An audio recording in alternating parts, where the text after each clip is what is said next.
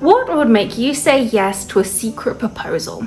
Well, for this particular couple, it's their love for each other and the representation of their dogs. I had very strong ideas how the engagement ring should look like. Because my fiance's birthstone was a ruby, and I kind of never wanted diamonds. So I was thinking something about a ruby, and then we have 2 dogs, and I wanted to include our dogs somehow.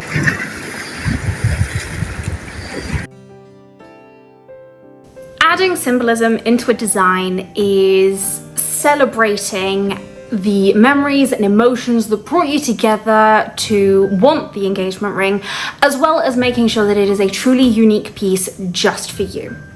As you can see from the image behind me, this encapsulates everything that we put into the design for this engagement ring. The lovely lady in the center is the fiance now, and her birthstone is a ruby. And the 2 dogs on either side are also part of the memories for this couple, and it is symbolized by their lovely little triangular ears. Tara helped me a great deal. I mean, she created the mood board. We were picking colors of the gemstones, and they were ordering from abroad, having them cut in more than 1 country. So it was like a really nice experience working with her, and in the end I was like absolutely stunned. How do you get the perfect ring size? Well, for this particular commission, it took a little bit of scheming, a bit of conniving, and in the end, the help of a best friend. So we started off with this lovely image of her at the nail bar. And this is great for designing because it means that I can design straight on top of her hand so you can get a good estimate. The only problem is it's not great for measuring because it is an estimate. So the next image I got was of her taking a nap with her hand and a 1-cent coin over her finger, which again is great for sizing, not so great for figuring out ring size again. So we then started talking about different possibilities, started talking about the tinfoil method, which is taking a bit of tinfoil, a bit of paper. I mean, I'm sure you've done this with candy wrappers even. You just put it around the finger and you mark off where it overlaps itself so that you get a good estimate of length that can then be translated into the ring size. We didn't go with that method in the end. Instead, we discussed it with her best friend. Now, just make sure that this best friend can keep a secret. So what happened is the best friend went through their jewelry box and made them try on any ring that fit the right finger. When they found the good ring, they gave it to the would-be fiance. He brought it to me and we checked it on my ring manual. The other option that was also available is best friend, you go girl timing and what if shopping, and you look for rings that fit as well. The only thing I will warn about is that sometimes and in different countries, different jewelers have different ring size manuals. So just be careful that they have similar ones where you're shopping and with the jeweler who's designing and making the ring. Now we're moving on to the design phase, and he and I were discussing at length what it is he wanted represented in this ring. And as we had some very long discussions, I realized that this image represents everything he wants in the ring. He wanted her represented by her birthstone, a ruby, and he wanted it as in a teardrop shape to represent her as a person. He also wanted symbolism for the 2 dogs, and after many discussions and different visual designs were shown to him, he chose what he believed to be the perfect representation, which was turning the 2 dogs into the gemstones, using trillion cut gemstones to represent the lovely triangular ears on the puppies. We then moved on to discussing what kind of, not specifically what kind of gemstones, but where he would like them sourced, whether he wanted mined gemstones, lab-grown gemstones, and for ethical reasons he chose the lab-grown gemstones. We also discussed about the different kind of metals, whether he wanted it 18 or 9 karat gold, whether he wanted white or yellow or even rose gold. In the end, he chose the ruby, a citrine, and a spinel, all lab grown, as well as 18 karat white gold. But these are all the kinds of discussions that are had between designer and client to help narrow down the process, but also because having a visual representation of what the design could finally look like does help a lot in the design process and making those final decisions. What do we do about the making process? Well, we start off with finally finding out her ring size after I finished the design. I then use that to measure in the design to order the appropriately sized stones so that it's a good proportion to her hand. I use this while I am making to double check that it is the right ring size, as you can see from the notches. But to make sure that it is round, this is a ring mandrel, which is when I use the hammer to shape the wire into the band. But while I was waiting for the gemstones to be delivered, this is when I truly get started. I take my pure gold, pure silver, and I alloy them to the right mixture. For this case, it's 18 karat white gold.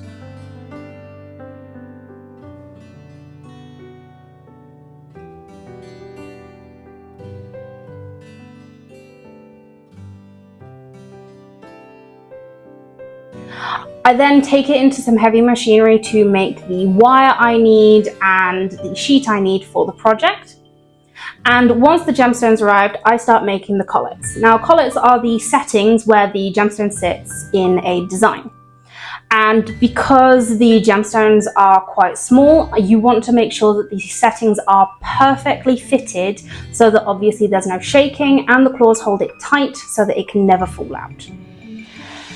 After that, it's loads of filing, loads of soldering, loads of shaping to make sure that the ring turns out perfectly, as identical to the design as is humanly possible to create by hand. This can sometimes take between 2 to 3 weeks, sometimes even a month, depending on how complicated the design is. Then after that, my client came back because he was very interested in the polishing process. And I started polishing it with my polishing rouge, which is the compound that we use to give it what I call a mirror finish, which means it is so shiny you can see yourself in it.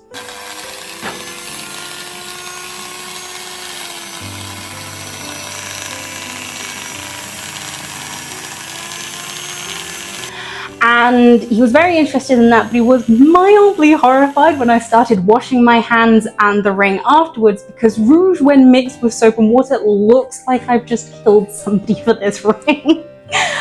But in the end, it comes out very nicely and the ring turned out beautifully. I set the stones, made sure that there were no imperfections.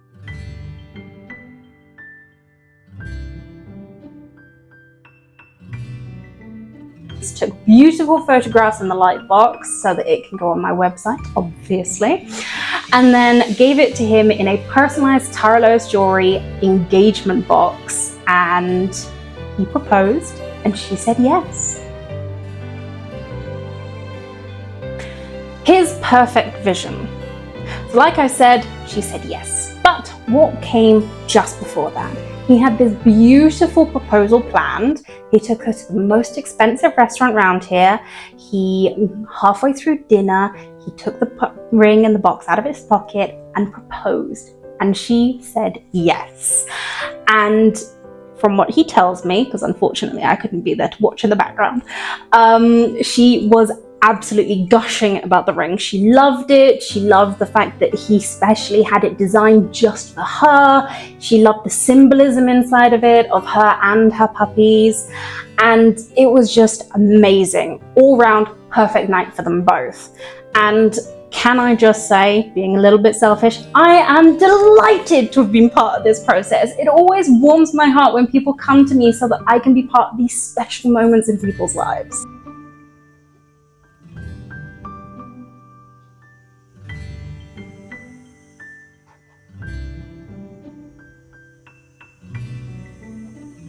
In the end, I was like absolutely stunned. I mean, they kept my budget. The design was great. I was involved in all the decision making, and it was a really great experience to work with them. And it was a super huge surprise for my wife to be that this special, unique heirloom type ring was created just for her. So absolutely a great success. Thank you.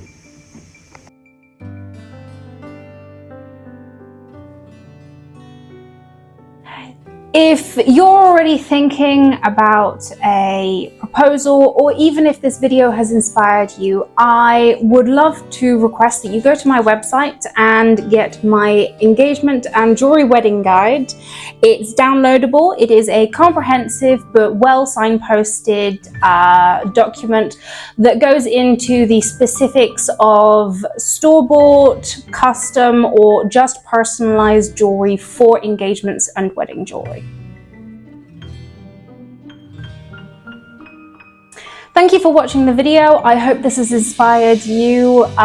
If you are interested in a custom, personally designed piece of jewelry, feel free to contact me in the link in my bio. I also offer completely free consultations, so there is absolutely no pressure there, and worst comes to worst, I give some very good advice. But again, thank you very much, and if you're interested, please subscribe to the channel.